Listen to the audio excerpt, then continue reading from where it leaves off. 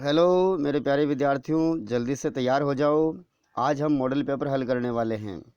आपकी परीक्षा की तैयारी कितनी है आप भी स्वयं जांच करते रहना। मैं सभी के उत्तर वैसे बताऊंगा, फिर भी आप अपना स्वयं मूल्यांकन तो खुद करते रहना कि आपको इनमें से कितने प्रश्नों का उत्तर कंप्लीटली आता है। अगर आपके 80 में से 75 नंबर जो आ रहे हैं तो आपका स्कोर बहुत अच्छा है, आपकी तैयारी बहुत अच्छी है। यदि नहीं है तो अभी भी समय है, आप अपनी तैयारी में जुट जाइए। मैंने आपके पार्ट 1 से लेकर के 9 पार्ट तक अति महत्वपूर्ण प्रश्नों के वीडियो अपलोड कर दिए हैं। आप मेरे यूट्यूब पर चैनल पर जाकर के सभी वीडियोज़ को देखिए। आपके मैंने सीरियल वाइज वीडियो डाल रखे हैं, आपको कहीं और जाने की आवश्यकता नहीं। यदि आप मेरे सारे वीडियो देख लेंगे तो निश्चित रूप से आपको परीक्षा में अच्छा स्कोर मिलेगा। इम्पोर्टेंट प्रश्न की सीरीज में आपके लेकर आया हूँ। आज इसी बीच में मैं आपको एक मॉडल पेपर हल करवाने वाला हूँ जो बहुत ही अच्छा मॉडल पेपर है। चलिए इनका पहला प्रश्न हम देखते हैं। पहला प्रश्न इस प्रकार से आपको स्क्रीन के ऊपर दिखाई दे रहा है। खरीफ की फसल है। देखिए, खरीफ की फसल जो होती है वर्षा ऋतु में उगाई जाती है। यदि आपको सामने, आप ग्रामीण क्षेत्र से हैं तो आपको ज़्यादा सोचने की आवश्यकता नहीं है। तो देखिए, पहला गेहूँ, दूसरा मटर, तीसरे में मक्का और चौथे में चना दिया हुआ है। तो आप देखिए, खरीफ की फसल हमें पूछा है तो गेहूँ, मटर और चना ये तीनों तो है रबी की फसल के उदाहरण।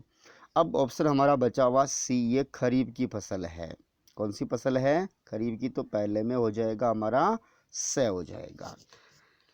ठीक है, दूसरा प्रश्न है, मलेरिया रोग का वाहक है। मैं स्क्रीन को बड़ा कर देता हूँ। मलेरिया रोग का वाहक है।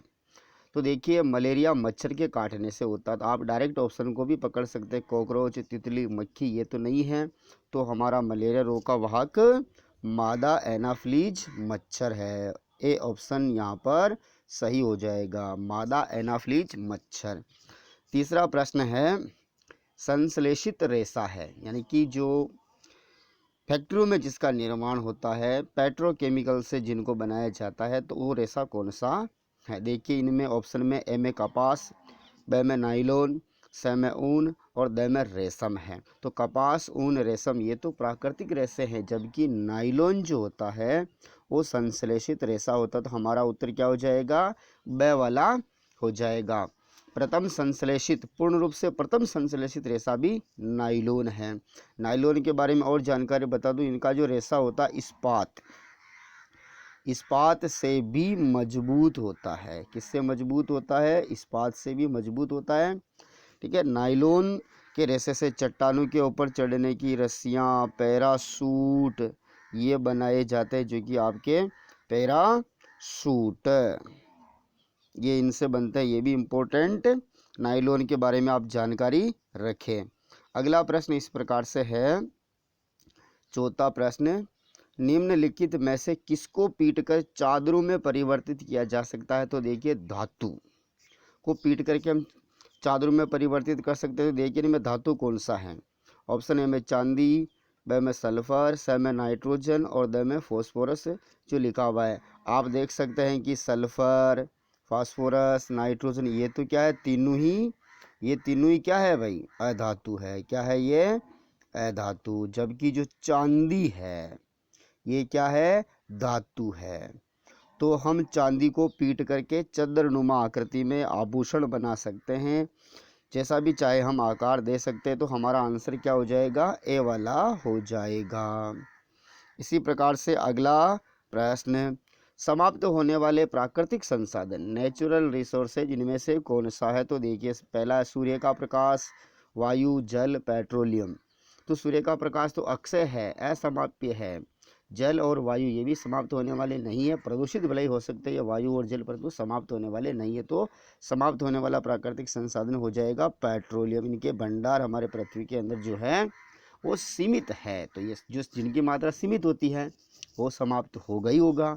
आप ये सीधी सी थ्योरी ध्यान रखें, समाप्त होने वाले और समाप्त नहीं होने वाले में। अगला प्रश्न इस प्रकार से है, वनोन्मूलन का कारण है, यानी कि पेड़ पौधों के कटने का क्या कारण है? तो पहला ऑप्शन इसमें दिया हुआ है कृषि के लिए वनों को काटना बिल्कुल सही है। ईंधन के रूप में लकड़ी जलाना ये भी सही है। दावानल एवं भीषण सूखा, दावानल यानी कि जंगल में लगी हुई आग, ये भी सही है। तो हमारा आंसर हो जाएगा उपरोक्त सभी, द वाला हो जाएगा। अगला प्रश्न जो कि 7वां है, आंतरिक निषेचन होता है मादा के शरीर में, मादा के शरीर के बाहर, नर में और नर के शरीर के बाहर। तो हमारा उत्तर हो जाएगा आंतरिक निषेचन होता है मादा के शरीर में, ए वाला सही हो जाएगा। इसी प्रकार से अगला जो प्रश्न है वो है, निम्नलिखित में से संकटापन वन्य जीव है? बाघ, बारहसिंगा, काले हिरण, जंगली भैंसा। तो संकटापन यहाँ पर जो है हमारे ऑप्शन को के अनुसार काले हिरण हो जाएंगे, कृष्ण मृग हो जाएंगे। अगला प्रश्न है, मशीनों में बॉल बेयरिंग का उपयोग किया जाता है? अरे बेयरिंग सिंपल भाषा में आप समझो तो बेयरिंग क्यों लगाए जाते हैं? मशीनों में जो पहिए होते हैं उनमें लगा सकते हैं, मशीनों के बीच में लगा सकते हैं। तो इसका सिंपल जो आंसर है, घर्षण को कम करने में। किसको कम करने में? घर्षण को कम करने में बॉल बेयरिंग लगाए जाते हैं, ताकि मशीनों के जो कलपुर्जे हैं वो आसानी से कम ऊर्जा खर्च किए चल सके। अगला प्रश्न है, निम्न में से किस वाक् ध्वनि की आवृत्ति न्यूनतम होने की संभावना है? छोटी लड़की की, छोटे लड़के की, पुरुष की, महिला की। तो वाक् जो ध्वनि है वो न्यूनतम होने की संभावना है पुरुष की। किसकी होगी? पुरुष की, से वाला सही हो जाएगा। इसी प्रकार से अगला प्रश्न है, विद्युत का सुचालक है यानी कि जिनमें करंट आता है, सिंपल बात है, सुचालक यानी कि ऐसे पदार्थ जिनमें करंट आता है। तो आप देख सकते हैं कि लकड़ी, प्लास्टिक, लोहा, उपरोक्त सभी नहीं भाई, लोहा होता है। क्या होता है? उपरोक्त सभी नहीं करना है। प्लास्टिक तो विद्युत का कुचालक होता है, सूखी लकड़ी विद्युत की कुचालक होती है। अगर गीली लकड़ी होता है यहाँ पर तो वो विद्युत की चालक मानी जा सकती। अगला प्रश्न इसी प्रकार से है, जब कांच की छड़ को रेशम के कपड़े से रगड़ते हैं तो छड़ डैश डैश, इसको हमें पूर्ति करनी। तो जब कांच की छड़ को रेशम के कपड़े से रगड़ते हैं तो आप सीधा उत्तर याद रखें, कांच की छड़ तो क्या हो जाती है? धनावेशित हो जाती। क्या हो जाती है भाई? कांच की छड़ धनावेशित हो जाती है, जबकि कपड़ा ऋणावेशित हो जाता है। तो कांच की जो छड़ है वो तो क्या हो जाती है? धनावेशित, पॉजिटिव चार्ज वाली हो जाती है। और कपड़ा क्या हो जाता है? ये नेगेटिव चार्ज इनके ऊपर आ जाता है, ऋणावेशित हो जाता है। तो आप इस प्रकार से कांच पॉजिटिव, कपड़ा नेगेटिव, इस प्रकार से आप याद रख सकते हैं। अगला प्रश्न, भूकंप आने का क्या कारण है? पहला लिखा हुआ है ईश्वरीय कारण, यानी कि ईश्वर का कोई प्रकोप है।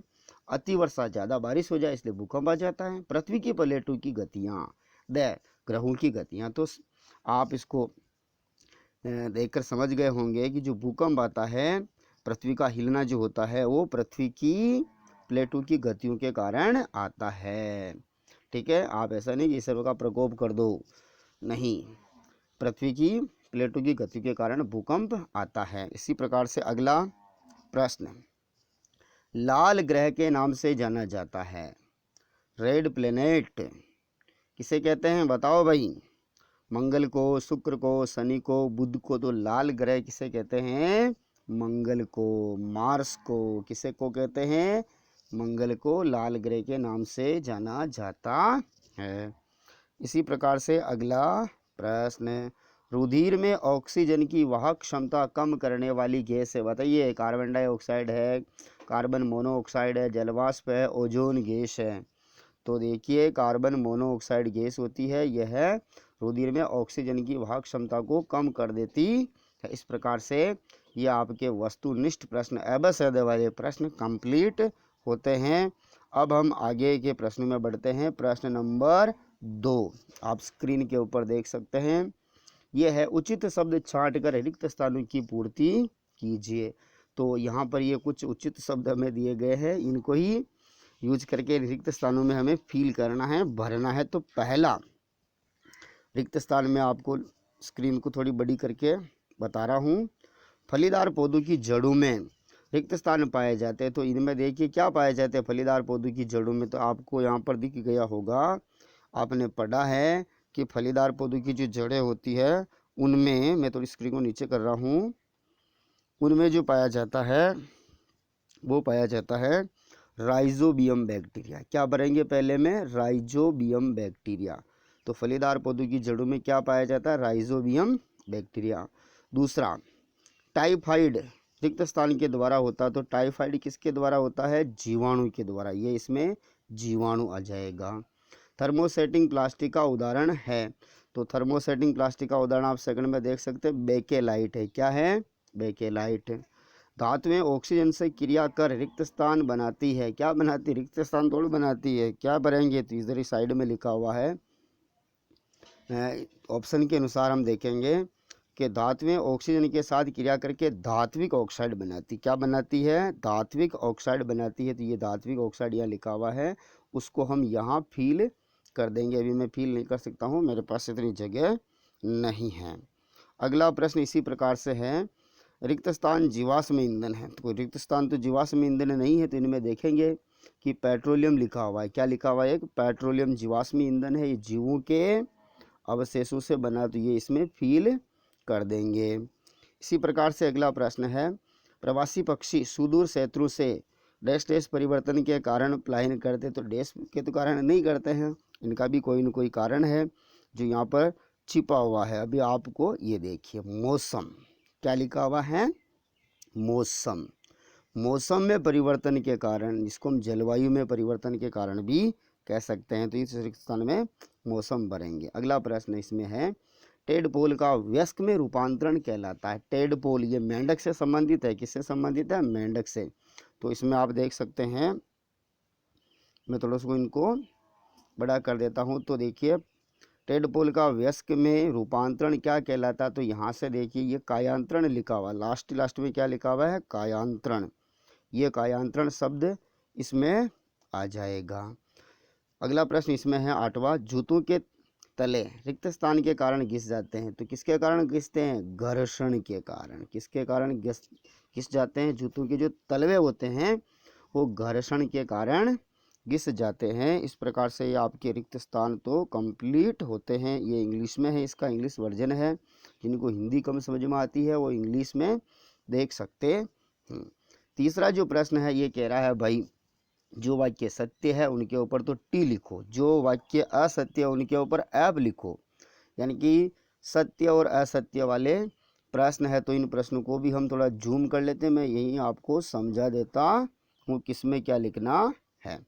तो पहला प्रश्न है, अवांछित या अप्रिय ध्वनि को संगीत कहते क्या? अरे भाई, अप्रिय ध्वनि जो कानों को अच्छी नहीं लगती उसे संगीत कहते क्या? नहीं। तो पहले में क्या भरेंगे? एफ। दूसरा, सजातीय यानी कि एक ही जाति के आवेश एक दूसरे को आकर्षित करते क्या? नहीं करते हैं। ये तो प्रतिकर्षण करते हैं, एक दूसरे से दूर हटते हैं सजातीय आवेश। तो ये भी वाक्य हमारा गलत लिखा हुआ है, एफ लिखेंगे। पृथ्वी सौर परिवार का सबसे छोटा ग्रह है? नहीं है। सबसे छोटा ग्रह कौन सा बताओ? बुध ग्रह है। चौथा, आसूत जल में विद्युत धारा का चालन होता है? नहीं होता भाई, आसूत जल में विद्युत धारा का चालन नहीं होता। जो सामान्य जल होता है हमारे नल का, कुएं का, इनका होता है। आसूत जल तो एकदम शुद्ध होता है, इसकी pH 7 होती है, इसमें किसी प्रकार की कोई अशुद्धि नहीं होती। ये तो कुचालक होता है, ध्यान रखने योग्य बात है। अगला प्रश्न है इसमें, क्लोरोफ्लोरोकार्बन एक प्रदूषक गैस है? बिल्कुल सत्य, टी लिखेंगे। लोहे में संक्षारित होने तक जंग लगने की प्रवृत्ति होती है? बिल्कुल होती है, लोहे के ऊपर जंग लगता है। टाइगर प्रोजेक्ट जो है, इनकी प्रोजेक्ट टाइगर बाघ के संरक्षण से संबंधित है? तो बिल्कुल सही है, टी लिखेंगे। प्रोजेक्ट टाइगर बाघ के संरक्षण से ही संबंधित है। इनके नीचे इंग्लिश वर्जन इनका लिखा हुआ है। यदि आपको हिंदी कम आती है, इंग्लिश मीडियम में पढ़े हुए आप पहले, तो उनकी ये प्रॉब्लम रहती है, इसलिए बोर्ड वालों ने आपकी सुविधा के लिए इंग्लिश वर्जन भी दे दिया है। अब भाई मिलान करो, कॉलम ए को कॉलम बी के शब्दों से मिलाना है। तो आपको सीधा मिलान करना है। रबी की फसल, ये किससे मिलेगा भाई? देखो ऑप्शन कॉलम बी के अंदर कौन सा ऑप्शन बैठ रहा है? मेरे को मिल गया, गेहूं और चने से मिलेगा। किससे मिलेगा? गेहूं और चने से रबी की फसल है। एक प्रोटोजोआ है, कौन है? मलेरिया का कारक, इससे मिलेगा। कपास क्या है? एक प्राकृतिक रेशा, ऐसे मिलेगा। डीजल क्या है? मोटर ईंधन बी से मिलेगा। अंडाणु उत्पादित होते हैं अंडाशय में। इस प्रकार से मिलान कंप्लीट है आपके। आगे आ जाइए, कौन से प्रश्न है अब जो प्रश्न है ये कह रहा भाई निम्नलिखित प्रश्नों के उत्तर एक शब्द में दो। कितने शब्दों में देना है? एक शब्द में। स्क्रीन छोटी कर देते हैं। मिट्टी में पोषक स्तर को बनाए रखने के लिए क्या मिलाया जाता है? मिट्टी के अंदर पोषक स्तर को बनाए रखने के लिए क्या मिलाया जाता है ताकि हमारी फसल का उत्पादन अच्छा हो? तो इसका उत्तर है मिट्टी में पोषक स्तर को बनाए रखने के लिए खाद मिलाते हैं। क्या मिलाते हैं? खाद। जो हमारी खेतों में, हमारे नहरे में, हमारे बाड़े में पशु के अपशिष्ट से जो बनता है वो खाद मिलाया जाता है। हमें एक शब्द में उत्तर देना, तो मैं सीधा एक शब्द में लिख रहा हूँ। अगला प्रश्न है, कैरम खेलते समय कैरम बोर्ड पर घर्षण कम करने के लिए किसका उपयोग किया जाता है? तो आप सभी को पता है, आप सभी खेलते भी होंगे कैरम बोर्ड टाइम पास करने के लिए, पढ़ाई से बोर हो जाने के बाद। तो कैरम खेलते समय कैरम बोर्ड के ऊपर जो गोटियाँ होती है अच्छी तरह से वो फिसले तो क्या डालते हैं उसके ऊपर? पाउडर डालते हैं। क्या डालते हैं? पाउडर छिड़कते हैं। क्या छिड़कते हैं? पाउडर छिड़कते हैं ताकि घर्षण कम हो जाए। क्या हो जाए? कम, घर्षण कम हो जाए। तो इसका उत्तर है पाउडर छिड़कते हैं। अगला प्रश्न है 7वां, किसी एक ध्वनि प्रदूषक का नाम लिखो। तो ध्वनि प्रदूषक तो बहुत सारे हैं, किसी एक का आप नाम लिख लीजिए। तो मैं आपको यहाँ लिख देता हूँ। ध्वनि प्रदूषक में पहला ध्वनि प्रदूषक मैं लिख रहा हूँ, जो वाहनों की ध्वनियाँ। किसकी ध्वनियाँ? वाहन होते हैं ना, वाहनों की ध्वनियाँ। अरे भाई, वाहनों की ध्वनि से ध्वनि प्रदूषण होता कि नहीं होता है? वाहनों की ध्वनियाँ। दूसरा मैं लिख रहा हूँ लाउड स्पीकर। क्या है? Loud speaker. शादी ब्याह में जो डीजे चलते हैं ना, वो बड़े बड़े लाउड स्पीकर। तीसरा मैं लिख रहा हूँ जो है पटाखे। पटाखे जो फोड़ते हैं ना, उससे कितनी साउंड निकलती है। और चौथा मैं लिख रहा हूँ कल कारखानों की आवाज़। किसकी है? कल कारखानों की आवाज़। ठीक है, ये ध्वनि प्रदूषक है जिनसे ध्वनि प्रदूषण होता है, तो उसे ध्वनि प्रदूषक कहते हैं। तो मैंने 4 लिख दिए, एक ऊँचा। आपको ऐसा भी आपको अच्छा लगे वो याद रख सकते हैं। एक बार देख लीजिए स्क्रीन के ऊपर, मैं इनको डिलीट कर रहा हूँ। अगला प्रश्न है, एक विद्युत के एक कुचालक पदार्थ का नाम। कुचालक जिनमें करंट नहीं आता है उसका हमें नाम बताना है। तो मैं लिख रहा हूँ प्लास्टिक। प्लास्टिक विद्युत का कुचालक होता कि नहीं होता है? प्लास्टिक। और भी लिख सकते हैं, अभी आप इसी पार्ट इसमें आया था आपने आसूत जल, ये भी कुचालक होता है। और लिख सकते हैं सूखी लकड़ी। और लिख सकते हैं पत्थर, ये भी एक धातु पदार्थ है। और लिख सकते हैं 5वां कांच। क्या लिख सकते हैं? कांच। ये सारे के सारे कुचालक पदार्थ मैंने यहाँ लिख दिया है। आप इनका स्क्रीनशॉट ले सकते हैं, मैं मिटा रहा हूँ। अगला प्रश्न इस प्रकार से है, 9वां प्रश्न आप देखिए स्क्रीन के ऊपर। 9वां प्रश्न, विश्व उष्णन के लिए उत्तरदायी गैस का नाम लिखिए। Global warming. किसके लिए? ग्लोबल वार्मिंग के लिए उत्तरदायी गैस है CO2। CO2 मेन गैस यही है। इसका हिंदी नाम कार्बन डाइऑक्साइड इसको हम कहते हैं। कार्बन डाइऑक्साइड गैस इसे कहते हैं, आप सभी जानते हैं वैसे। इसके अलावा यदि आपको पूछ लिया जाए तो मेथेन गैस है, सल्फर डाइऑक्साइड गैस है, जलवाष्प। ये अगर वो बाद की बातें है तो आपको तो CO2 याद रखना है। अगला प्रश्न भाग ब में हम पहुंच चुके हैं। 10वां प्रश्न, आप गर्मियों में सूती या संश्लेषित रेशे में से किस रेशे से बने कपड़े खरीदेंगे? कारण सहित व्याख्या कीजिए। तो मैं स्क्रीन को बड़ा कर देता हूँ, यहाँ पर कारण लिख देता हूँ। तो देखिए, गर्मी में हम सूती कपड़े खरीदेंगे। कौन से कपड़े खरीदेंगे? सूती कपड़े खरीदना पसंद करेंगे, न कि संश्लेषित रेशों से बने हुए कपड़े। अब इनके कारण सहित व्याख्या कीजिए। तो इनके कारण निम्नलिखित है। पहला कारण, जो सूती कपड़ा होता है, मैं सीधे आपको पॉइंट लिख रहा हूँ। सूती जो कपड़ा होता है वो क्या होता है? उष्मा का। किसका? उष्मा का कुचालक होता है। क्या होता है? उष्मा का कुचालक होता है। ऊष्मा का कुछ अलग होने के कारण जो वातावरण की बाह्य ऊष्मा होती है वो हमारे शरीर में प्रवेश नहीं करती है, तो हमारा शरीर जो होता है इन कपड़ों की वजह से गर्म नहीं हो पाता, हमें गर्मी नहीं लगती है, पहला कारण। दूसरा कारण जो है, सूती जो कपड़ा होता है हमारे शरीर का पसीना सोखता है, हमारे शरीर का पसीना सोखता है, जिसके कारण हमें क्या मिलती है, ठंडक मिलती है, बदबू नहीं आती शरीर से। और ये कपड़े, तीसरा कारण, ये कपड़े छिद्रमय होते, क्या होते हैं, छिद्रमय होते हैं। चौथा कारण जो है, ये मैं लिख रहा हूँ, ये शरीर के चिपकते नहीं, शरीर के चिपकते नहीं, क्या नहीं करते, ये शरीर के चिपकते नहीं हैं, चिपकते नहीं हैं। इस कारण हमारा शरीर क्या रहता है, ठंडा रहता है। चिपकते पे बीच में छूट गया, इसलिए हमारा शरीर क्या रहता है, ठंडा रहता है। तो आप गर्मी में कौन से कपड़े पहनना पसंद करोगे, सूती नहीं कि संश्लेषित रेशों से बने हुए कपड़े। इस प्रकार से ये प्रश्न आपके कंप्लीट हो जाता है। अगला प्रश्न देखो, बहुत ही प्यारा प्रश्न है। धातु या धातु में कोई भी 3 अंतर दीजिए। अब ये नहीं पूछ रहा है कि भौतिक अंतर लिखने हैं, रासायनिक अंतर लिखने हैं, इसलिए आप बहुत सारे अंतर, उनमें से कोई भी 3 अंतर आप यहाँ पर पुट कर सकते हैं, लिख सकते हैं। तो मैं 3 अंतर आपको बता रहा हूँ। जब भी आप अंतर लिखो तो एक टेबल बनाया करो, सारणी बनाया करो। इस प्रकार से मैं सारणी बना रहा हूँ। इधर तो हम लिखेंगे धातु और इधर लिखेंगे अधातु। तो पहला अंतर, इनकी कठोरता को लेकर के लिख दीजिए।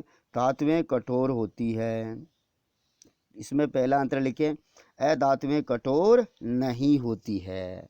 क्या नहीं होती है, कठोर नहीं होती है, ये भंगुर प्रकृति की होती है। आप कठोर नहीं होती है अर्थात ये भंगुर प्रकृति की, इस प्रकार से आप लिख सकते हैं। दूसरा अंतर है, धातुएं चमकदार होती है। क्या होती है, चमकदार, जबकि अधातुएं चमकदार नहीं होती। इसके लिए आप एक शब्द लिख सकते हैं, ये निष्प्रभ होती। क्या होती है, निष्प्रभ होती है, चमक रहित होती है। तीसरा अंतर आप लिखिए, धातु से तार बनाए जा सकते हैं। इनको आप शॉर्ट में लिखेंगे, धातु में तन्यता का गुण पाया जाता है। किसका गुण पाया जाता है, तन्यता का गुण पाया जाता है, जबकि अधातु में तन्यता का गुण नहीं पाया जाता, यह अतन्य होती है। इसका अपोजिट आप लिखिए, अतन्य होती है। इसी प्रकार से मैं और अंतर बता रहा हूँ। चौथा अंतर, धातुएं ध्वनिक होती है, इनसे ध्वनि उत्पन्न की जा सकती है। आपके विद्यालय की घंटी किससे बनी हुई है, धातु से, या धातु से बनी हुई, या तो लोहे की बनी होगी या तांबे की बनी होती है। जबकि अधातुएं क्या होती है, अध्वनिक होती है, अध्वनिक होती है, अध्वनिक होती है। पांचवा अंतर आप लिख सकते हैं, धातुओं के जो गलनांक, मेल्टिंग पॉइंट और क्वथनांक बीपी, ये क्या होते हैं, उच्च होते हैं, जबकि इनके गलनांक, क्वथनांक क्या होते हैं, अपेक्षाकृत निम्न होते हैं। क्या होते हैं, निम्न, यानी कि कम होते हैं। इस प्रकार से मैंने आपको 5 अंतर तो बता दिए हैं, ये तो 3 ही पूछ रहा है।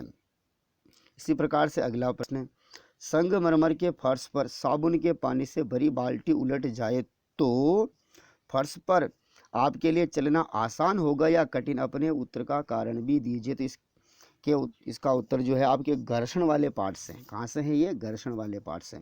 तो आपके देखिए मार्बल की फर्श है घर में, उसके ऊपर साबुन वाला पानी अगर गिर जाता है तो वहाँ चलना कठिन होगा। क्या होगा, चलना कठिन होगा। पहली बात ये याद रखिए, आसान नहीं होगा, चलना कठिन होगा। अब इसके कारण सहित व्याख्या करनी है, कारण बताना है। तो कारण क्या होता है कि साबुन, आप जानते हैं कि जो साबुन एक सारे पदार्थ है, चिकना होता है। क्या होता है, चिकना। तो साबुन की वजह से हमारा फर्श क्या बन जाएगा, चिकना बन जाएगा। जबकि हमें चलने के लिए हमारे जूतों के तलवे, किनके, जूतों के तलवे या पैरों के तलवे और फर्श के बीच में क्या होना चाहिए, घर्षण होना चाहिए। क्या होना चाहिए, घर्षण होना चाहिए।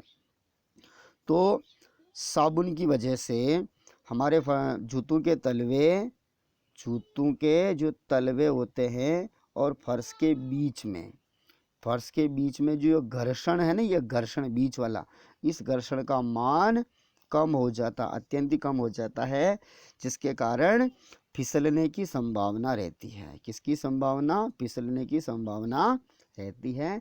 इसलिए इस फर्श के ऊपर चलना आसान नहीं होगा, कठिन होगा। इस प्रकार से इसका उत्तर आप अच्छी लैंग्वेज में लिख सकते हैं।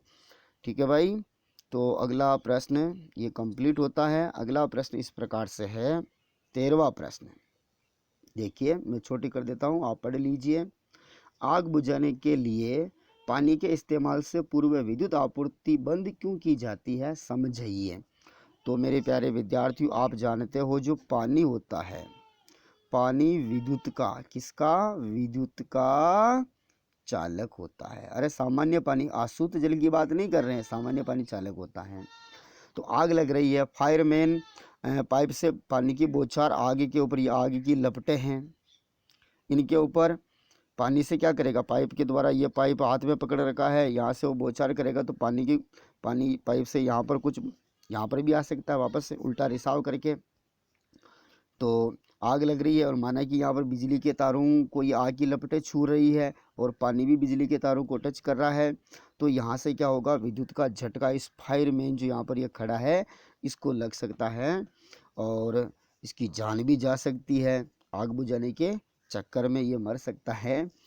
तो आप अब समझ गए इसका उत्तर क्या होगा कि जो विद्युत आपूर्ति है वो बंद कर दी जाती है ताकि आग बुझाने वाले कर्मचारी को किसी प्रकार की हानि नहीं हो, उसको विद्युत का झटका नहीं लगे। पानी चालक होता है, ये जरूर आप मेंशन करें, ये जरूर आप लिखें। अगला प्रश्न, भूकंप से बचने के लिए आप क्या सावधानियां बरतेंगे।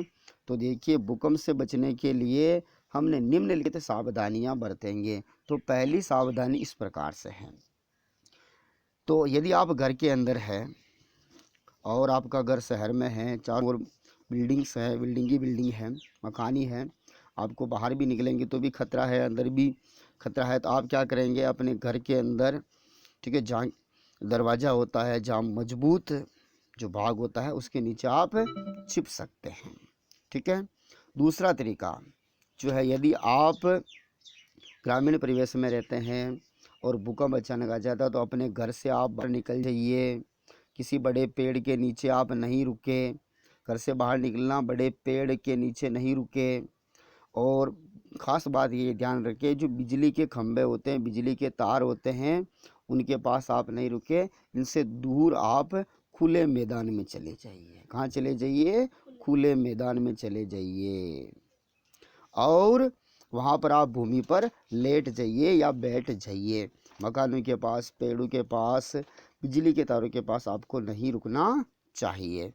तीसरा बचाव का तरीका है, यदि आप किसी कार बस में है तो आप उनके अंदर बैठे रहिए। कार या बस में हैं, कार या बस में है तो उसके अंदर ही आपको बैठे रहना है, बाहर नहीं निकलना है। यदि आप किसी कार बस में हैं तो आपको उस कार बस को शहर में या गांव में नहीं ले जाना है, आपको खुले मैदान में ले जाना है। उस कार बस को कहाँ ले जाना है, खुले मैदान में ले जाना है, ताकि आपकी कार के ऊपर किसी मकान गिरने की, किसी वृक्ष के गिरने की संभावना नहीं रहती है। और एक पांचवा कारण और बता दूं मैं आपको, जो पांचवा कारण है, जब तक भूकंप के झटके आए तब तक आप खुले मैदान में रहे, घर में प्रवेश नहीं करें। ठीक है, उसके बाद ही आप अपने घर में आ सकते हैं। इसलिए भूकंप से बचाव की ये सामान्य तरीके मैंने आपको 5 बताए हैं। आप एक बार इनको आसानी से धीरे धीरे देखें और समझें। अगला प्रश्न कुछ इस प्रकार है, सौर परिवार का नामांकित चित्र बनाइए। सौर मंडल का नामांकित चित्र बनाता तो आप सभी को वैसे आता होगा, सिंपल है। सबसे बीच में आपको क्या मेंशन करना है, सूर्य बनाना है। 2 तरीके हैं, ये तो आपका सूर्य हो गया। एक वृत्ताकार कक्षा बनानी है और इसमें पहला फर्स्ट ग्रह होता है वो हमारा बुध होता है। कौन सा होता है, बुध, मरकरी, ध्यान रखिए ये बुध ग्रह है। उसके बाद में जो सेकंड वृत्ताकार कक्षा बनानी है, बुध के बाद में कौन होता है, शुक्र। कौन होता है, ये हमारा शुक्र है, विनस है। उसके बाद में तीसरी कक्षा बनानी है। तीसरे नंबर पे कौन है, बताओ भाई, हम जिसके ऊपर रहते हैं वो, उसका नाम क्या है, पृथ्वी। ये हमारी क्या है, पृथ्वी। उसके बाद में अगली वृत्ताकार कक्षा बनानी है। पृथ्वी के पास आगे कौन सा ग्रह है, उस ग्रह का नाम है मंगल। क्या नाम है? मंगल भवन है, मंगलहारी। उसके बाद अगली कक्षा बनानी है। मंगल के आगे कौन बैठा हुआ है? बृहस्पति बैठा हुआ है, सबसे बड़ा ग्रह है बृहस्पति है। उसके बाद में अगली कक्षा बनानी है। बृहस्पति के बाद में कौन बैठा है? शनि। शनि सबसे खतरनाक ग्रह है। शनि महाराज अगर किसी को लग जाता है तो या तो उसको क्या कर देता है, आप जानते हैं। उसके बाद में अगला जो ग्रह है उसका नाम है अरुण जी। क्या नाम है? अरुण भाई साहब। अरुण, अरुण को हम यूरेनस भी कहते हैं। क्या कहते हैं? इंग्लिश में यूरेनस के नाम से भी इसको जानते हैं। इन सभी के इंग्लिश नाम आपको पता है वैसे। और सबसे दूर ग्रह है उसका नाम क्या है? वरुण। अरुण, वरुण अच्छी तरह से याद रखें। वरुण को क्या कहते हैं इंग्लिश में? नेपट्यून के नाम से भी जानते हैं। नेपट्यून। क्या कहते हैं? नेपट्यून। इस प्रकार से आप सौर मंडल का नामांकित चित्र बना सकते हैं। तो ग्रहों का क्रम याद रखें। सबसे पहले बुध। क्या है? बुध। उसके बाद में शुक्र। उसके बाद में पृथ्वी। उसके बाद में मंगल। उसके बाद में पांचवा ग्रह कौन सा है? बृहस्पति। छठा ग्रह कौन है? शनि। सातवां ग्रह कौन सा है? सातवां ग्रह कौन सा है? बोलो बोलो। अरुण। कौन सा ग्रह है? अरुण। आठवां ग्रह कौन सा है? वरुण। अरुण, वरुण, ये याद रखे लास्ट के दो भाई। अब और मैं आपको इनके बारे में बता दूं। फर्स्ट के जो हमारे चार ग्रह हैं कौन कौन से? बुध, शुक्र, पृथ्वी और मंगल। बुध, शुक्र, पृथ्वी और मंगल, इन चारों ग्रहों को आंतरिक ग्रह भी कहते हैं। कौन से ग्रह कहते हैं? आंतरिक ग्रह। इनका एक नाम और है, ये स्थलीय ग्रह है। कौन से ग्रह हैं? स्थलीय ग्रह हैं। ये आंतरिक ग्रह या स्थलीय ग्रह कहते हैं। जबकि चार मंगल के आगे वाले बृहस्पति, शनि, अरुण, वरुण, इनको बाह्य ग्रह भी कहते हैं। कौन सा ग्रह कहते हैं? बाह्य ग्रह भी इन्हें कहते हैं। या इनका एक नाम और है गैसीय ग्रह। कौन से ग्रह है ये? गैसीय ग्रह है। तो ये जानकारी मैं आपको और एक्स्ट्रा बता रहा हूँ। और एक्स्ट्रा जानकारी आप इनमें से ले लीजिए। सबसे छोटा ग्रह बुध। सबसे बड़ा ग्रह कौन सा? बृहस्पति। ठीक है साहब। सबसे अधिक उपग्रह वाला कौन सा ग्रह? शनि महाराज। कौन सा महाराज? शनि महाराज। और जानकारी ले लीजिए आप। सूर्य के पास कौन सा ग्रह है? बुध। सूर्य से सबसे दूर ग्रह कौन सा है? वरुण। और जानकारी ले लीजिए। सौर परिवार में कुल कितने ग्रह हैं? 8 ग्रह है। कौन से ग्रह की 2006 में मान्यता रद्द कर दी? यम की। प्लेटो की 2006 में अंतर्राष्ट्रीय खगोल संघ की मीटिंग में इसकी मान्यता रद्द कर दी गई है। हमारी पृथ्वी किन दो ग्रहों के बीच में फंसी हुई है? ये पृथ्वी है। इस पृथ्वी से पहले कौन सा ग्रह आता है? शुक्र आता है। कौन सा ग्रह आता है? शुक्र। इसके बाद में कौन सा ग्रह आता है? मंगल। मंगल भवन है, मंगलहारी, ध्यान रखजो। तो हमारी जो पृथ्वी है शुक्र और मंगल के बीच में है साहब। समझ में आ गई? ये जो हमारी पृथ्वी है शुक्र और मंगल के बीच में फंसी हुई है। और इसके बारे में आपको मैं बताऊं कि जो सूर्य है एक जलता हुआ आग का गोला है। हमारी पृथ्वी का एकमात्र प्राकृतिक उपग्रह कौन सा है? चंद्रमा है। ठीक है, ये चीज़ आप ध्यान रखें। सौर परिवार के बारे में मैंने आपको बहुत ही विस्तार से समझा दिया। अब अगला प्रश्न कुछ इस प्रकार से है भाई, सीएनजी और एलपीजी का ईंधन के रूप में उपयोग करने के क्या लाभ है? सीएनजी और एलपीजी, इनके पूरे नाम मैं आपको पहले बता चुका हूँ। तो सीएनजी और एलपीजी का जो ईंधन के रूप में हम उपयोग करते हैं, इनके निम्नलिखित लाभ है। पहला लाभ आप नोट कर सकते हैं, अपनी नोटबुक में नोट कीजिए, क्योंकि मैं बहुत सारे लाभ बताने वाला हूँ। पहला लाभ है कि ये वायु प्रदूषण नहीं करते हैं। ये क्या नहीं करते हैं? प्रदूषण नहीं करते। मैं सीधा क्रॉस कर रहा हूँ, ये वायु प्रदूषण नहीं करते। दूसरा है इनका पूर्ण दहन होता है। क्या होता है? पूर्ण दहन, पूरे जल जाते हैं। तीसरा इसका लाभ है ये कोई अवशेष नहीं छोड़ते हैं, अवशेष नहीं छोड़ते हैं, कोई अवशेष नहीं छोड़ते। मैं सीधा क्रॉस लगा रहा हूँ। चौथा इनसे लाभ है, ये सस्ते और आसानी से उपलब्ध हो जाते हैं। सस्ते और आसानी से, किससे? आसानी से उपलब्ध हो जाते। आजकल तो चलो एलपीजी सीएनजी महंगी हो गई है, अचानक भाव बढ़ गए इनके। पांचवा जो है, इनका ज्वलन ताप, जलने का जो टेम्परेचर होता है, ज्वलन ताप कम होता है, जल्दी ही आग पकड़ लेते हैं। ये 5 आप इनका स्क्रीनशॉट ले सकते हैं, मैं डिलीट कर रहा हूँ। पांचवा जो अगला छठा कारण है, आसानी से इनका संग्रह हो जाता है। क्या हो जाता है? आसानी से इनका संग्रह कर सकते हैं, आसानी से इनका परिवहन कर सकते हैं। क्या कर सकते हैं? परिवहन। एक स्थान से दूसरे स्थान पे ले जाना हो तो इसको आसानी से ले जा सकते हैं, जबकि लकड़ी को ले जाना हो तो ट्रैक्टर में ले जाना पड़ता है, गाड़ी में ले जाना पड़ता है। इनको आप मोटरसाइकिल के पीछे टंकी को बांध करके भी ले जा सकते हो। तो इसका संग्रहण और परिवहन जो होता है आसानी से होता है, मजाक में नहीं ले भाई। तो अगला सातवां कारण है कि इन्हें को घरों में और कारखानों में, घरों और कारखानों में इनको आसानी से जलाया जा सकता है। घरों और कारखानों में आसानी से जलाया जा सकता है। अगला इनका मैं बता रहा हूँ, आठवां जो है लाभ उपयोगी के, जो इनका जो दहन कराते हैं तो किसी प्रकार का कोई धुआं नहीं छोड़ती, इस कारण ये इको फ्रेंडली है। ये गैसें कौन सी है? इको फ्रेंडली, पर्यावरण मित्र है, ये इको फ्रेंडली है, इससे प्रदूषण नहीं होता है। और भी इसका लाभ देख लीजिए कि जो इनका उष्मीय मान होता है, इसका दहन मान होता है वो अधिक होता है। उष्मीय मान या दहन मान, ज्वलन मान जो होता है वो अधिक होता है। अगला इसका कारण 10वां भी अगर मैं आपको बताना चाहता हूँ तो ये है कि कम क्षेत्र में अधिक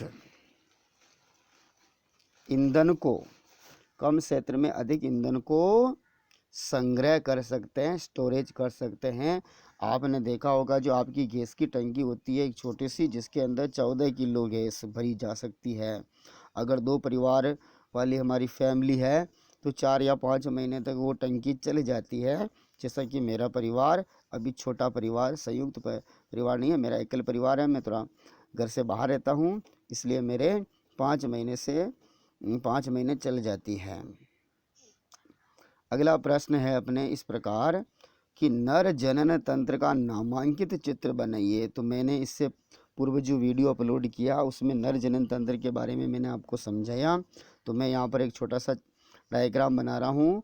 देखिए ये वृषण है, 2 यहाँ क्या बना देंगे? वृषण। इनसे ये शुक्र नलिकाएं निकालेंगे। यहाँ पर ये मूत्राशय है और यहाँ पर ये शुक्राशय है। क्या है? ये शुक्राशय।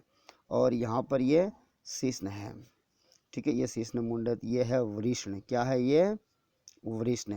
ये है शुक्र नलिका, आप पूरा लिख लीजिए, शुक्र नलिका। ये भी वृषण है, इधर भी। ये है मूत्राशय जो कि हालांकि इसमें नहीं आता है। ये है शुक्राशय। क्या है? शुक्राशय। और ये आपका क्या है? शिश्न है। इस प्रकार आप नर जनन तंत्र का चित्र बना सकते हैं, जो कि मैंने आपको यहाँ पर बना के बताया है। अगला प्रश्न इस प्रकार से है, खरपतवार किसे कहते हैं? खरपतवार का नियंत्रण कैसे किया जाता? समझिए। तो मैं आपको समझा रहा हूँ खरपतवार क्या होती है। तो इसका उत्तर ऐसे लिखेंगे, खरपतवार, अंडरलाइन करते हैं बराबर, फिर परिभाषा लिखिए। हालांकि आपको याद है, मैं आपको बता दूं, हमारी मुख्य फसल के साथ में उगे हुए अवांछित पौधे जो जंगली हो सकते हैं उन्हें खरपतवार कहते हैं। तो अवांछित पौधे आप ध्यान रखें, एक बार वापस बोल रहा हूं मैं, हमारी मुख्य फसल के साथ में उगे हुए अवांछित पौधों को खरपतवार कहते हैं। ये खरपतवार के पौधे जंगली हो सकते हैं या कोई चारा वाले हो सकते हैं, तो उन्हें खरपतवार कहते हैं।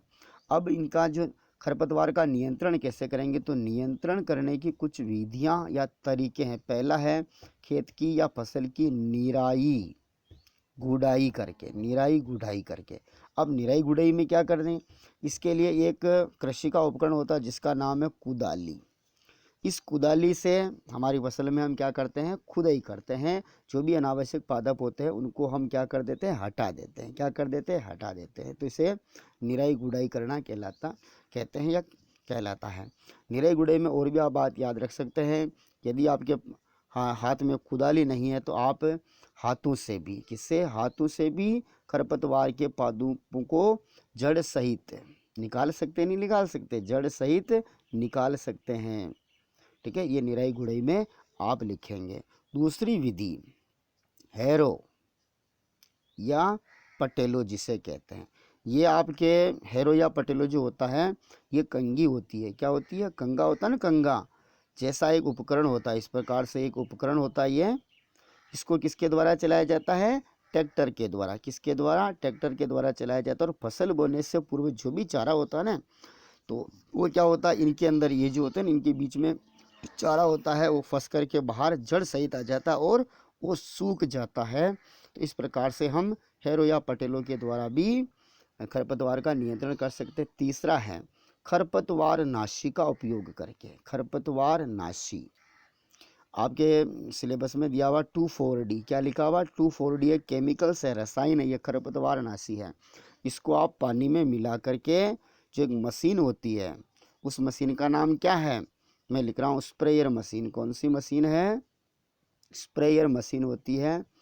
उसमें इसके विलयन को भर करके क्या करते हैं, फसल के ऊपर इस प्रकार से हम छिड़काव करते हैं। तो हमारी मुख्य फसल को, किसको, हमारी जो मुख्य फसल होती है उसको किसी प्रकार की कोई हानि नहीं होती है। जबकि जो खरपतवार होती है उसके पादप जो होते हैं वो सूख जाते हैं, मर जाते हैं। तो एक तरीका ये हुआ।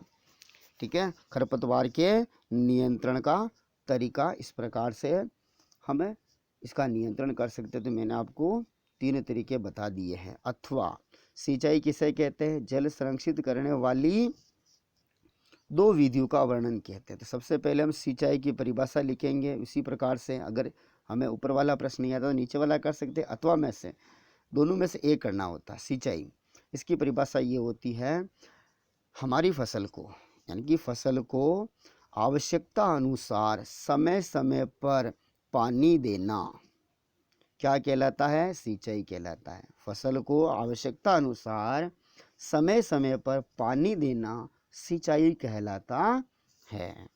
सिंचाई की परिभाषा शायद आपको याद होगी। अब सिंचाई की 2 विधियाँ, सिंचाई की 2 विधियाँ, वो भी कौन सी, जल संरक्षित करने वाली। तो पहली विधि का नाम है छिड़काव। कौन सी है, छिड़काव तंत्र। दूसरी विधि का नाम है ड्रिप तंत्र। कौन सा तंत्र, ड्रिप तंत्र। अब इनका वर्णन करना है तो वर्णन इस प्रकार है। सबसे पहला मैं छिड़काव तंत्र ले रहा हूँ, मैं यहाँ डायग्राम के माध्यम से बताऊंगा।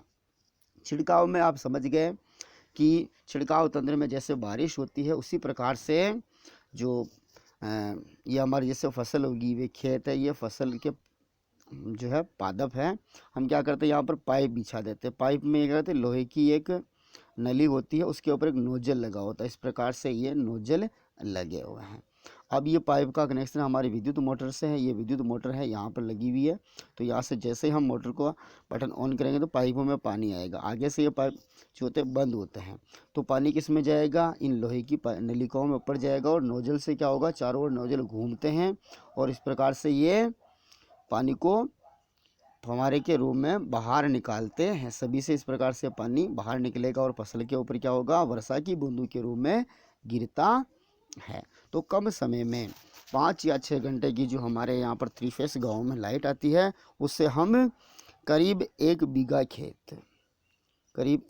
खेत को हम आसानी से क्या कर सकते हैं, सिंचित कर सकते हैं, पिला सकते हैं। तो ये पहला जो आपके हुआ छिड़काव तंत्र हुआ। दूसरी विधि है ड्रिप तंत्र। कौन सी विधि है, ड्रिप तंत्र। देखिए ड्रिप, यहाँ पर इसको दूसरा नाम है बूंद बूंद सिंचाई। दूसरा नाम क्या है, बूंद बूंद सिंचाई। ये याद रखिए, सिंचाई, बूंद बूंद सिंचाई में क्या होता है, ये कहाँ कारगर है, हमारे बागवानी में। कहाँ है, बागवानी में। जैसे आपने अपने खेत के ऊपर क्या लगा रखे हैं, संतरे के पादप लगा रखे हैं, आपने अमरूद के पादप लगा रखे हैं, आपने आंवला लगा रखा है, ठीक है, आपने अमरूद जो भी लगा रखे और भी बागवानी के जितने भी पादप होते हैं, और अगर आपके कुएं में ट्यूबवेल में पानी कम है, आप कम समय में ज़्यादा पादपों को पिलाना चाहते हैं, तो जैसे ये एक कतार में लगाए जाते पादप, किस में लगाए जाते? कतार में लगाए जाते। ये पादप है, ये क्या है? आपके संतरे के पादप है, माना कि। अब हम क्या करते हैं कि सीधे ही यहाँ पर, जैसे हमारा कुआं यहाँ है, कहाँ है हमारा कुआं? यहाँ पर, यहाँ उस पर मोटर लगी हुई है, तो यहाँ से हम क्या करते हैं, वो पतली नलिकाएँ होती हैं, वो नली को हम यहाँ इनके बिछा देते हैं। इस प्रकार से क्या कर देते हैं? बिछा देते हैं। ये नलिका बिछा दी। अब जहाँ पादप है वहाँ यहाँ पर छेद कर देते हैं। ये छेद कर दिए, क्या कर दिए? यहाँ पर ये छेद कर दिए। छेद करने के बाद हम क्या करते हैं, यहाँ से हमारी मोटर के बटन को ऑन करते हैं, तो पानी नलिकाओं में आता हो डायरेक्ट। जहाँ इन पादपों की जड़ें हैं वहाँ पर खड्डे बनाए जाते हैं। क्या बनाए जाते हैं? खड्डे। उन खड्डों में पानी क्या होता है? डायरेक्ट ही उन खड्डों में पानी निकलना प्रारंभ हो जाता है। तो कुछ ही समय में, ठीक है, कुछ ही समय में ये खड्डे क्या होते हैं? इनके पूरे भर जाते हैं। इस प्रकार से बागवानी में जो ड्रिप तंत्र है बहुत ही उपयोगी विधि है। कम पानी में आप अधिक पादपों की सिंचाई कर सकते हैं। इस प्रकार से ये पादपों के जो खड्डे हैं वो पूर्ण रूप से भर गए हैं। तो ये जल संरक्षित करने वाली दो विधियां हैं जिनका वर्णन मैंने आपको डायग्राम के माध्यम से किया है। अगला प्रश्न इस प्रकार से 19 है, वनोन्मूलन का अर्थ बताइए एवं इनके कारणों का उल्लेख कीजिए। यह प्रश्न कितनी बार मैं सोल्व करवा चुका हूँ और बता रहा हूँ। वनोन्मूलन, देखिए वनोन्मूलन, वनोन्मूलन का आप संधि विच्छेद कीजिए। ये होता है वन प्लस उन्मूलन। क्या होता है? उन्मूलन। उन्मूलन का अर्थ क्या होता है? किसी चीज को हटा देना, नष्ट कर देना, हटा देना या नष्ट कर देना। तो इसका शाब्दिक अर्थ क्या? वनु को नष्ट कर देना, वनु को हटा देना, वनु को काटना। ये इसका अर्थ हुआ कि नहीं हुआ? तो वनोन्मूलन का अर्थ होता है कि हमारे किसी भी दैनिक जीवन की आवश्यकता के लिए, कृषि के लिए, ठीक है, वनों की जो निरंतर कटाई की जा रही है बड़े स्तर के ऊपर, उसे वनोन्मूलन कहते हैं। इनके कारणों का उल्लेख कीजिए। तो पहला कारण है कृषि के लिए भूमि प्राप्त करना। क्या करना? कृषि के लिए भूमि प्राप्त करना। सिंपल कहे तो कृषि भूमि प्राप्त करना शॉर्ट में, ठीक है। दूसरा, मकान बनाना, घर बनाना, भवन बनाने के लिए भी जो अगर पादप है उस क्षेत्र में तो उसको हम काटेंगे। तीसरा है फैक्ट्री का निर्माण करना, यानी कि फैक्ट्री की स्थापना करना। जहाँ फैक्ट्री डाली जा रही है अगर उस भूखंड के ऊपर पादप है तो उनको निश्चित रूप से हमें काटना पड़ेगा। 3 कारण तो ये लिखें। चौथा कारण देखिए सर, सड़क निर्माण कर रहे हैं आप। क्या कर रहे हैं? सड़क निर्माण कर रहे हैं। तो सड़क, जैसे सड़क बना रहे हैं, यहाँ सड़क बनाने, यहाँ पर ये पादप है तो सड़क की सर्वे हो चुकी है। अब इसके मार्ग में आने वाले पादप को हम क्या करेंगे? काटेंगे सड़क निर्माण में। और देखिए पांचवा कारण है रेलवे लाइन जो डालते हैं ना, रेलवे लाइन डालने के कारण जो भी उनके मार्ग में पादप आते हैं उन सभी को काटा जाता है। छठा कारण यह है प्राकृतिक कारण में, मैं डायरेक्ट लिख देता हूँ प्राकृतिक कारण। कौन से कारण? प्राकृतिक कारण में। प्राकृतिक कारण में कौन से कारण आएंगे? जैसे कि भीषण सूखा, अकाल पड़ गया, क्या हो गया? भीषण सूखा, ये प्राकृतिक कारण में। एक होता दावानल, जंगल में लगी हुई आग को दावानल कहते हैं।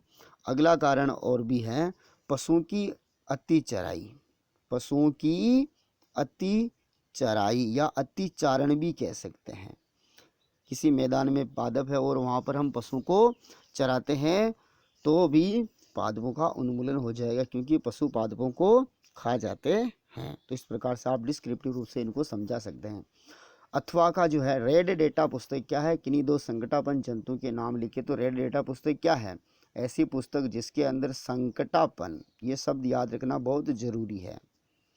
ऐसी पुस्तक जिनमें संकटापन स्पीसीज, वो स्पीसीज पादप की भी हो सकती है या जंतु की भी हो सकती है। तो अब देखिए वह पुस्तक जिनके अंदर संकटापन स्पीसीज का रिकॉर्ड रखा जाता है उन्हें हम रेड डेटा पुस्तक कहते हैं। ये पुस्तक पादप और जंतु के लिए अलग अलग होती है। तो ये रेड डेटा पुस्तक हो गई। इसका हिंदी नाम है लाल आंकड़ों की किताब या पुस्तक। दो संकटापन, कितने? दो संकटापन जंतु के नाम लिखिए तो कोई भी लिख सकते, जैसे गोडावण, क्या है? गोडावण लिख सकते हैं। एशियाटिक सी है, क्या लिख सकते हैं? एशियाटिक सी है। शेर लिख सकते हैं। ये संकटापन जंतु है। बहुत सारे जंतु और भी है, उनके आप नाम यहाँ पर उल्लेख कर सकते हैं। मैंने दो आपको बता दिए जो मुझे अच्छे लगे हैं। अगला प्रश्न कुछ इस प्रकार से है, मच्छर अपने पंखों को 500 कंपन प्रति सेकंड की औसत दर से कंपित ध्वनि उत्पन्न करता है, तो कंपन की आवृत्ति और आवर्तकाल पूछा है। तो देखिए प्रश्न है, एक बार वापस मैं आपको दिखा दूं प्रश्न। मच्छर अपने पंखों को 500 कंपन प्रति सेकंड की औसत दर से कंपित करता है और ध्वनि उत्पन्न करता है, उसकी आवृत्ति व आवर्तकाल ज्ञात करना है। हमें क्या क्या ज्ञात करना है? एक तो हमें आवृत्ति ज्ञात करनी है। तो देखिए आवृत्ति यहाँ दी हुई है 500, कितने? 500 कंपन प्रति सेकंड है। आवृत्ति कितनी हो गई? 500 कंपन प्रति सेकंड हो गई। कंपन प्रति सेकंड को हम क्या लिख सकते हैं? हर्ट्ज लिख सकते हैं, जिसका सिंबल होता है HZ, हर्ट्ज। इस प्रकार से लिखते हैं, है आधा रे आधा टे और ज, हर्ट्ज, हर्ट्ज, HZ इसका सिंबल होता है। तो इसकी आवृत्ति तो 500 हो गई। अब ये क्या करवा रहा है हमसे कि आवर्तकाल भी ज्ञात कीजिए। तो आवर्तकाल का सूत्र होता है, आवर्तकाल को हम कैपिटल टी से लिखते हैं। किससे लिखते हैं? कैपिटल टी से। तो आवर्तकाल बराबर क्या? बराबर आवर्तकाल बराबर होता है 1 आवृत्ति। क्या होता है? 1 आवृत्ति। ध्यान से देखिए, 1 आवृत्ति। अब मैं अगला पेज ले रहा हूँ, इसमें से देखिए 1 आवृत्ति, तो टी बराबर 1 आवृत्ति में आवृत्ति कितनी है? 500 कंपन प्रति सेकंड। तो सेकंड वापस देखो, कंपन प्रति सेकंड, तो ये सेकंड तो यहाँ ऊपर चला जाएगा ना। अब एक में 500 का हम भाग लगाते हैं, तो वैसे आपको भाग लगाना आता है, ये आता है 0.002 और आगे क्या लिखेंगे? सेकंड। ये सेकंड जो था ना, ये ऊपर चला जाएगा। आपको गणित वैसे अच्छी तरह से आती है। इस प्रकार से इस न्यूमेरिकल, एक छोटा सा न्यूमेरिकल, इसको सोल्व आउट करते हैं। अगला प्रश्न इसके अथवा में, निम्नलिखित वाद्य यंत्रों के किस भाग से ध्वनि उत्पन्न होती है, उस भाग का नाम बताइए। तो सबसे पहले ढोलक लिखा हुआ है। ढोलक जो होती है, इसके किस भाग से ध्वनि उत्पन्न होती है? तो आप देखते हैं ढोलक की संरचना कुछ इस प्रकार से होती है। इस प्रकार से यहाँ पर ढोलक बजाने वाला, इनके ऊपर ये चमड़े के बने हुए होते हैं, इनके ऊपर क्या करता है? अपने हाथों से प्रहार करता है। तो ये तने हुए होते हैं। क्या होते हैं? ये तने हुए। तो ढोलक में क्या है? ध्वनि उत्पन्न करने वाला भाग क्या है? तानित झिल्ली। तानित चमड़े की झिल्ली, आप पूरा लिख सकते हैं, चमड़े या प्लास्टिक की भी हो सकती है। तानित चमड़े या प्लास्टिक की झिल्ली, मैं यहाँ ऊपर लिख रहा हूँ झिल्ली। और भाई झिल्ली लिखना तो आता है। तानित चमड़े या प्लास्टिक की झिल्ली। तो ये ढोलक के बारे में पहला हुआ, ए वाला। अब दूसरा सितार, देखो तार, इसमें क्या है? तार। तो इसमें ध्वनि उत्पन्न करने वाला भाग कौन? जो तना हुआ भाग है, तानित तार। देखो तानित का क्या? जो तना हुआ होता है, तानित तार। ये दूसरा आपके समझ में आ गया, सितार। अब देखिए तीसरा, बांसुरी। बांसुरी, इसमें फूंक मारते हैं, उच्च दाब के ऊपर इसमें वायु प्रवाहित करते हैं, तो इनसे ध्वनि उत्पन्न होती थी। इसमें जो कंपित भाग क्या होता है, उससे हम लिखते हैं वायु स्तंभ। क्या लिखते हैं? वायु स्तंभ लिखते हैं। चौथा है मंजीरा। क्या है? मंजीरा। मंजीरा का एक नाम और बता दूं, झांझ। क्या नाम है? झांझ। अब मंजीरे कैसे होते हैं, उनका भी चित्र मैं आपको बना दूं। इस प्रकार से ये धातु के बने होते हैं। किस प्रकार से? इस प्रकार से ये धातु के बने हुए होते हैं। तो यहाँ पर दो डोरियाँ होती है। जब भी हम बजाते, दोनों हाथों में डोरी को पकड़ लेते हैं और आपस में इनकी रगड़ कराते हैं। इनकी आपस में क्या कराते हैं? दोनों भागों की आपस में रगड़ कराते हैं, घर्षण करवाते हैं, तो अच्छी अच्छी ध्वनि उत्पन्न होती है। तो इसमें जो ध्वनि उत्पन्न करने वाला भाग कौन होता है? धातु की प्लेटें। क्या होती है? धातु की प्लेटें। इस प्रकार से आपका ये जो मॉडल पेपर है ये मैंने आपके सोल्व करवाया है। और अगला प्रश्न इस प्रकार से है, जल प्रदूषण को नियंत्रित करने के 4 उपाय। अरे भाई जल प्रदूषण को कम करना है तो 4 उपाय क्या है। पहला उपाय मैं यहाँ लिख रहा हूँ, नदी झीलों में नहाना नहीं चाहिए, कपड़े नहीं धोने चाहिए। दूसरा है, अपने जो शहर की जो नालियाँ होती है सीवेज का पानी उसको नदी में प्रवाहित नहीं करना चाहिए। तीसरा कारण है, कल कारखानों से निकलने वाले पानी को नदी नालों में प्रवाहित नहीं करना चाहिए। चौथा कारण मैं और लिख रहा हूँ, किसी भी झील तालाब के किनारे, नदी के किनारे, झील हो, नदी हो, तालाब हो, कोई भी प्राकृतिक स्रोत होता है जल का, उसके किनारे हमें मल मूत्र नहीं त्यागना चाहिए, ना ही इसमें हमें कचरा डालना चाहिए। तो जल प्रदूषण नहीं होगा। तो जल प्रदूषण को नियंत्रित करने के ये 4 उपाय हैं। और भी मैं आपको बता दूं, वाहनों को नदी नालों तालाबों के में नहीं नहाना चाहिए। और बता दूं, जैसे कि मृत जानवरों को, राख को, अस्थियों को नदी में प्रवाहित नहीं करना चाहिए। 6 कारण मैंने आपको बता दिए जल प्रदूषण को कम करने के। अथवा में क्या लिखा हुआ है, वायु प्रदूषण से क्या आशय, वायु प्रदूषण के हानिकारक प्रभावों का उल्लेख कीजिए।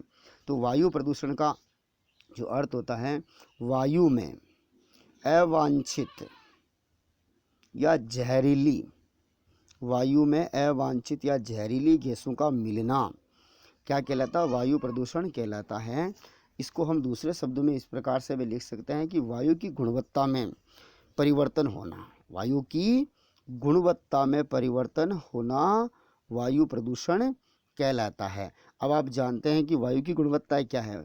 इस वायुमंडल में जो नाइट्रोजन गैस की मात्रा है 78% होती है, ऑक्सीजन की मात्रा 21% होती है, CO2 की मात्रा 0.03% होती है। तो ये एक वायुमंडल का सामान्य गुणवत्ता का एक पैमाना है। यदि कार्बन डाइऑक्साइड गैस की मात्रा में वृद्धि हो जाए, O2 की मात्रा में कमी आ जाए और इसमें जहरीली गैसें जैसे कि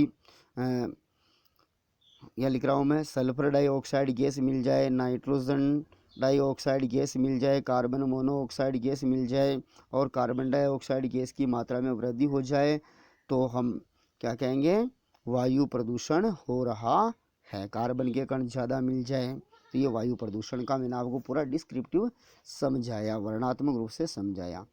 वायु प्रदूषण के हानिकारक प्रभाव, तो देखिए वायु प्रदूषण का पहला हानिकारक प्रभाव है फेफड़े, या इसको मैं लिख सकता हूँ श्वास संबंधी बीमारियाँ होती है। क्या होती है, श्वास संबंधी बीमारियाँ। एक सामान्य बीमारी उसका नाम दमा है, ये श्वास संबंधी विकार या बीमारी है। तो पहला है श्वास संबंधी बीमारियाँ होती है वायु प्रदूषण से। दूसरा इसका जो हानिकारक प्रभाव है वो है ये जो संगमरमर से, किनसे, संगमरमर से जो बने हुए भवन हैं उनकी जो चमक है उसको कम करता है। चमक को क्या करता है, ये कम करता है। इसका एक उदाहरण आपके इस पाठ में है, ताजमहल की सुंदरता जो है वो वायु प्रदूषण के कारण क्या हो रही है, कम हो रही है, क्योंकि ताजमहल जो है वो मार्बल संगमरमर से बना हुआ है। इसका अगर तीसरा जो हम हानिकारक प्रभाव देखें, हमें सांस लेने में कठिनाई होती है। क्या होती है, सांस लेने में कठिनाई होती है। अगर चौथा इसका हानिकारक प्रभाव देखें तो ग्लोबल वार्मिंग की समस्या हो रही है। कौन सी समस्या हो रही है, ग्लोबल वार्मिंग की समस्या हो रही है। ग्लोबल वार्मिंग की समस्या उत्पन्न होती है। ग्लोबल वार्मिंग में क्या होता है, हमारे पृथ्वी का जो औसत टेम्परेचर है वो क्या हो रहा है, बढ़ रहा है, जिसके कारण क्या होगा, जो हमारे पृथ्वी के ध्रुव के ऊपर जो बर्फ़ जमी हुई है वो बर्फ़ क्या हो जाएगी, पिघलना शुरू हो जाएगी। तो जो समुद्र तट के पास में तटीय शहर है वो क्या हो जाएंगे, जलमग्न हो जाएंगे, डूब जाएंगे, अधिक बाढ़ें आ जाएगी। तो ये वायु प्रदूषण से हम उसको कनेक्ट कर सकते हैं। अगला इसका जो कारण देखते हैं तो अम्लीय वर्षा। अम्लीय वर्षा भी जल प्रदूषण का, अम्लीय वर्षा भी किसका कारण है, जल प्रदूषण का कारण है। और भी हम सामान्य चर्चा करें तो वायु प्रदूषण में जो होता है, हमारी वायुमंडल की जो विजिबिलिटी होती है, क्या होती है, विजिबिलिटी, दृश्यता होती है, वो दृश्यता क्या हो जाती है, कम हो जाती है। हम दूर तक साफ नहीं देख सकते, धुंधला दिखाई देता, हमें क्या दिखाई देता है, धुंधला दिखाई देता है। इसकी वजह से क्या होगा कि जो विमान चालक है वो विमान को आसानी से नहीं उड़ा पाएंगे, क्योंकि विजिबिलिटी कम हो जाती है। तो ये वायु प्रदूषण के हानिकारक प्रभाव इस प्रकार थे। ये आपका मॉडल पेपर समाप्त होता है। आप अच्छे तरह से सभी प्रश्नों को समझें, याद करें और परीक्षा में अच्छे नंबर लाए। मेरे वीडियो को लाइक करें, चैनल को सब्सक्राइब करें, अपने दोस्तों में ज़्यादा से ज़्यादा शेयर करें। मैं आपका आभारी रहूँगा। जय हिंद, जय भारत, जय माँ सरस्वती।